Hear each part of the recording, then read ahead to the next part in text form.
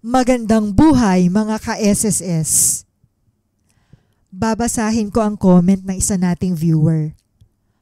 Kung nabuo mo na nga ang 120 months, ibig sabihin may pera ka na sa SSS.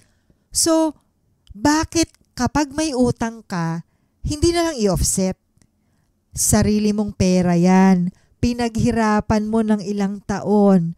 Bakit parang kailangang magpaalam pa bago magamit? Ang sakit pakinggan, di ba?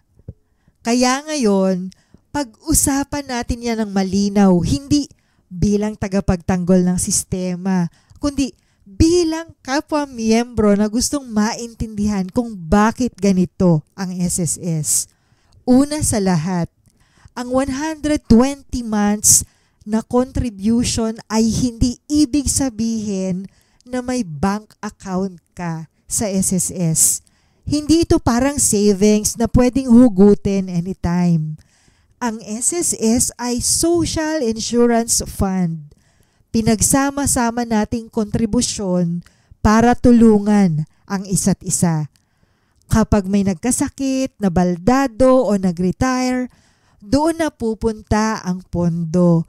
Kaya ang binabayaran natin ay hindi personal savings, kundi premium para sa proteksyon.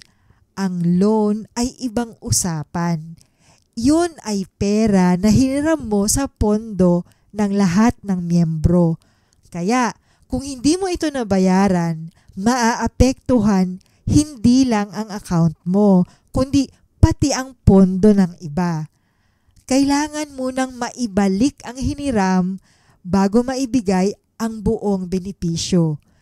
Hindi ito pahirap.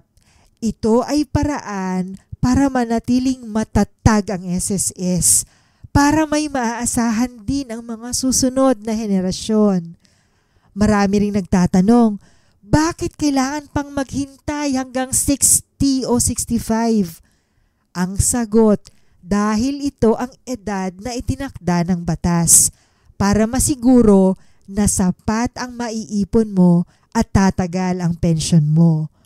Kung bababaan ang edad, mas maaga nga ang pensyon pero mas maliit din ang matatanggap buwan-buwan. Kung gusto mong mas malaki ang pensyon mo, maaari kang mag-voluntary contribute habang malakas pa. Totoo, may dapat pang ayusin at pagandahin sa sistema. Pero isipin din natin, kung walang SSS, ilan kaya sa ating mga kababayan ang walang kahit anong tulong kapag nagkasakit, na aksidente o tumanda?